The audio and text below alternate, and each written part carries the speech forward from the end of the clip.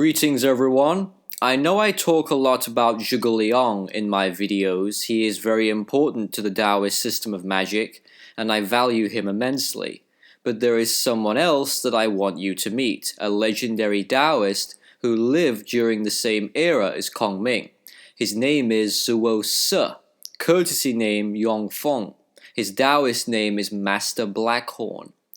The stories surrounding Zuo Ci are the stuff of a legend. In Romance of the Three Kingdoms, he was known to have incredible magical abilities. Believed to have been from Lijiang Commandery, the years of his birth and death are unknown. He studied on the famous mountain, Mount Tianzu, where he practiced strict medicinal alchemy. He practiced Taoist sexual rites, which allowed him to nourish his vital essence by controlled breathing. Even historical texts like the biographies of divine transcendence says Zuo Ci was a master in Fen Shen multi-location, the ability to be able to divide the physical body and multiply it into two or more identical versions. Master Blackhorn was also an expert in Taoist divination and was very well versed in Confucian and classics and astrology. According to history, he could live for extremely long periods of time without eating. By all accounts, he was a true seasoned master of the occult. Zuo Ci learned his arts from another Taoist wizard, Feng Heng. Much later on, he passed down his arts to the famed Jie Shuang. There are two different accounts of Zuo Ci and his magic, so I will start with the first, then I will cover the events of the novel. Before the time of 200, Wu warlord Sun Ce had a desire to murder Zuo Ci. Sun chased the old Taoist master on horseback, but despite this, Zuo Ci managed to escape by walking slowly. He used the Taoist transformation skill known as contracting the land, which I have covered in a separate video.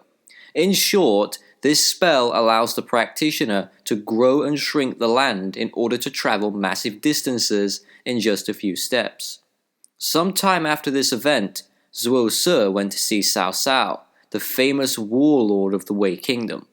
Cao Cao took an interest in the arts of Taoist magic, especially the arts of longevity, so he gave the old master a pension so he could practice his magic. However, Cao Cao's son, Cao Zi, said that the pension was only granted in order to keep Zuo Ci and his magic under strict control. Whilst under Cao Cao's service, Master Blackhorn performed a variety of magical spells in Cao's court. He caught an exotic fish from a copper pan and teleported far away to a distant region in order to bring back some ginger. One day, Cao Cao was having a banquet. Zuo Ci fed the entire court with food and wine, but Cao Cao discovered that all of the shops had been emptied in the area. Blaming Zuo Ci's practice of magic, Cao Cao tried to execute him, but the master escaped by walking through walls. I have not yet covered the transformation skill of walking through walls, but it is a real Taoist spell which requires the practitioner to raise his or her resonance and vibration to the highest possible level, so as to fuse with the molecules of the wall. After Zuo Ci escaped, someone reported that he had been seen in the market. So he countered this with a spell by making everyone in the area look identical to him. Cao Cao reportedly witnessed him on top of a mountain, and he led his army to see for themselves. They saw that he had concealed himself in a flock of sheep. Cao Cao, being unable to find him, exclaimed out loud that he was only testing the old master and had no intention of actually killing him. At that moment, a goat stood up on its hind legs and spoke. Cao Cao rushed over to the goat, only to find that all of the goats in the area began to stand and speak like humans. It is said that Zuo Ci was never seen again, as he retreated from the world, going into seclusion to live as a hermit in the mountains in order to practice his Taoist arts. It is claimed that he lived to the age of 300 years old. An incredible story indeed. Now there is another account of Zuo Ci, found in Romance of the Three Kingdoms. In the 14th century novel, it mentions that Zuo Ci studied on a mountain named Mount Emei in Sichuan in China. It was on this sacred mountain that he acquired an amazing magical book of 3 volumes known as Concealing Method. The 3 volumes are Concealing Man, Concealing Earth, and Concealing Heaven. From this book he mastered the skills of Taoist sorcery.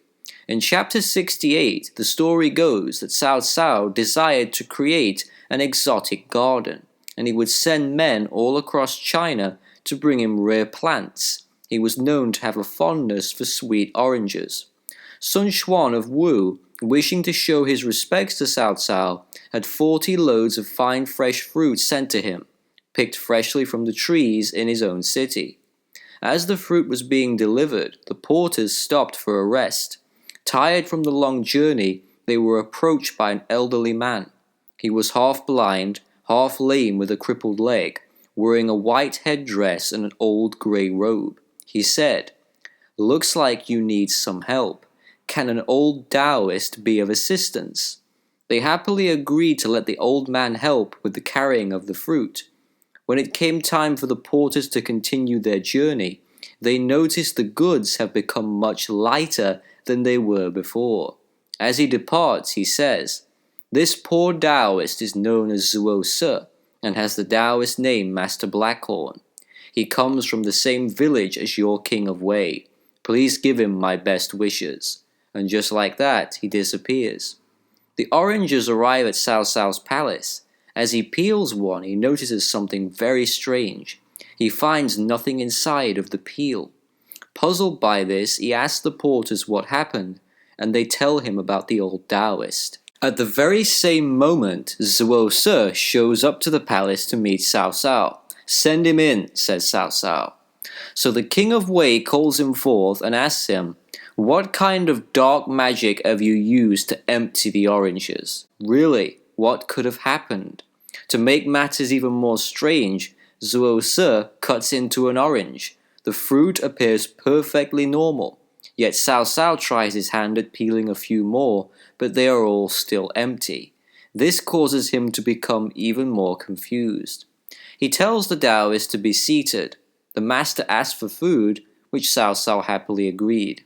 Apparently, he ate gigantic amounts of food, consuming a whole sheep and drinking extremely large quantities of wine, yet he showed no signs of being drunk, nor any sign of being full. "By what magic are you here?" said Cao Cao. The master replied, "I am but a poor Taoist." He then goes on to explain his story. One day, when he was a student on the Amei mountain in Shu, he heard the voice of someone calling his name. This mysterious voice came from the inside of a stone wall. He examined the wall, but he couldn't see anyone there. It happened the next day, the same voice calling out to him, and this continued on for a while. One day, a thunderclap caused the wall to break apart, and inside were 3 sacred scrolls, the 3 volumes of Concealing Method. One was named for heaven, one for earth, and one for humanity. In other translations, the texts are referred to as the supreme revelations of the heavenly texts. The old master took the scrolls and followed the teachings for 30 years, and from there he learned the following skills. He said, "I learned how to ascend to the clouds and astride the wind, to sail up into the great void itself, and how to pass through mountains and penetrate rocks, to float light as vapor over the seas, to become invisible at will or change my shape, to fling swords and project daggers as to decapitate a man from a distance." All sounds incredible, right? I need to bring up an interesting point. One of the most important points when talking about Taoist magic, in terms of books, everybody talks about the Tao Te Ching. They say it's the ultimate Tao book. I respectfully disagree. Don't get me wrong, the Tao Te Ching is important, but Concealing Method is like the Holy Grail. It's beyond sacred. It's divine. Many sorcerers and mystics I personally know are working hard to try and obtain these 3 scrolls. It's become sort of a mission for a lot of Taoists to just search for them and keep searching until they find them. So Zuo Ci tells Cao Cao all about this, and he offers the King of Wei an incredible opportunity. He says, Come and join me on Mount Amay and become my student. Then I will give my 3 scrolls to you.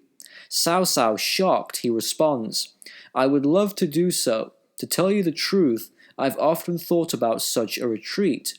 The problem is, who could I trust to run the court? Now, me personally, if I was Cao Cao and this master approached me, offering me concealing method and the idea of becoming his student, I would instantly do as he says in a heartbeat, no questions asked. But clearly Cao Cao won't take the opportunity because he's holding on to the court. Zuo Ci says to him, why not Liu Bei? He is a member of the imperial family after all. Otherwise, I may have to send a magic sword to cut off your head. Cao Cao immediately suspects that the old master is a spy or an assassin in league with Liu Bei. He orders Zuo Ci to be arrested at once. Once arrested, he was severely beaten by the guards. Despite being physically attacked, Zuo Ci was unaffected by the brutality. He even fell asleep whilst he was being beaten up by the guards. Nothing had any effect on him. When the guards tried to put chains on him, they would instantly fall off. Cao Cao ordered the guards not to let him eat or drink anything whilst being imprisoned, but the master did not care, as he could go without eating for decades or eat 1,000 sheep in just one day. Cao Cao had no idea how to deal with the mysterious old man. Later that same day, he held a lavish banquet for his men, when all of a sudden Master Blackhorn shows up once again, this time wearing wooden clogs on his feet. He says, Your Mightiness, your table is overflowing with food, but is there something missing? I will happily fetch it for you. Cao Cao responds, Dragon's liver to make stew. Can you fetch me that? No problem, replies the old master, as he begins to draw a dragon on the wall and waves the sleeve on his robe. From there, the dragon's body opens up, and out falls a fresh, hot liver. You had that hidden up your sleeve, says Cao Cao. So Zuo Ci tries something else. This time he offers to fetch the Wei King a beautiful flower. Cao asks for a peony, to which the master replies, easy. So a flower pot is brought out and placed in full view of the guests. The old wizard pours some water into it, and within a few moments a fresh peony grew up right in front of everyone's eyes. Cao Cao could no longer hide his admiration, so he asked the master to be seated to join in at the banquet. When it comes time for fresh fish, Zuo Ci says, the best fish are found in the river Song. Cao Cao remarks, and how do you intend on fetching them from so far away? Zuo Ci says, easy. I told you Zuo Ci is a badass, he's incredible. So he starts fishing in a pond, and within a short space of time, he pulls up a bunch of perch fish. Cao Cao says, those are just ordinary perch that were already there. To which Zuo Ci says, everyone knows ordinary perch have 2 pouches, but river song perch have 4. Indeed, the fish were confirmed to have 4. Cao Cao challenges the old mystic once again, saying, now to cook them, you will need purple sprout ginger. Within seconds, Master Blackhorn produces the ginger from a golden bowl. When he hands over the ginger, Cao notices a book sitting in the bowl, titled The New Treatise of Meng De. Glancing through it, he found every word rang true to him.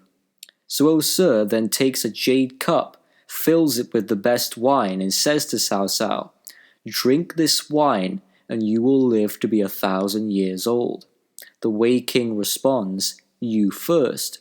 So Master Blackhorn takes a pin from his hair and divides the wine into 2, drinking his half, then offering the other half to Cao, but Cao refuses to drink it. The old magician then throws the cup to the floor, and it transforms into a beautiful white turtle dove, which flies around the banquet hall. At this point, Zuo Ci disappears. Cao Cao, enraged, finds out that Master Blackhorn has left via the main gate. The Wei King remarks, This kind of black sorcerer should be put to death, or he will prove to be a blight. Cao turned to Zuo Ci and told him to take 300 soldiers to capture the old wizard. So they go out in an attempt to find him.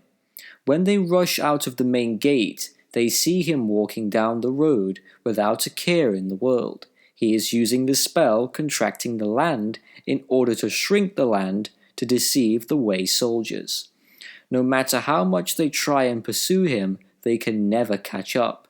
It's interesting to point out that Zhuge Liang used the same spell against Sima Yi. Both Kong Ming and Zuo Ci are Taoists. The chase continued into the nearby hills. Finding himself in a flock of sheep, Zuo Ci fires an arrow at the old magician, but he vanishes once again. An order is given to slaughter all of the sheep in the area, in an attempt to murder the magician.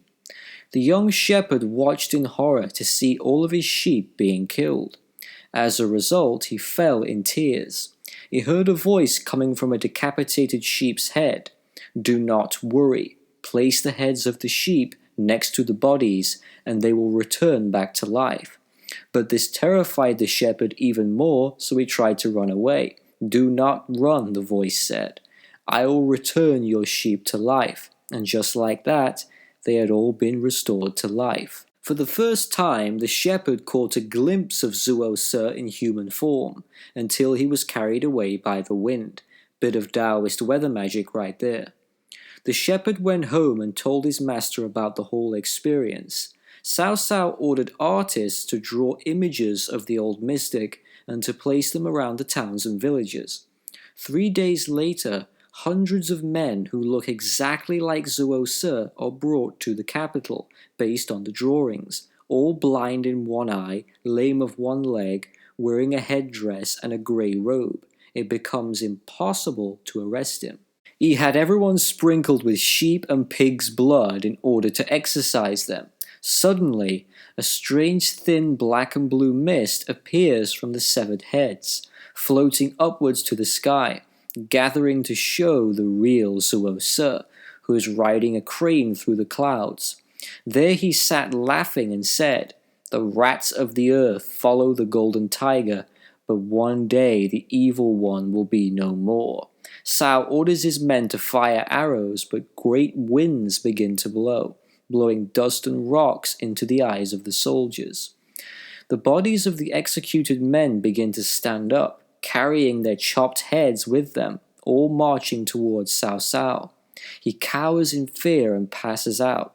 The officials quickly returned him to the palace, and Zuo Ci's magic stopped. Cao Cao took a long time to recover from the trauma, falling seriously ill. He had to meet with a diviner by the name of Guan Lu, who helped him overcome the frightening experience, and to assist him with future events. Cao Cao never saw Master Blackhorn again. And that is the story of Zuo Ci. Like I said, he's got to be in the top 3 greatest Taoist magicians of all time. And I'll tell you something else. You've probably seen in the pictures, Zuo Ci often has that blue swirl around his eye painted on his face. I use the exact same design when I practice some of my more complicated rituals. I will also have the blue swirl. That is me paying tribute to Zuo Ci. So thanks a lot for watching, everybody. Take care, and I'll be back soon.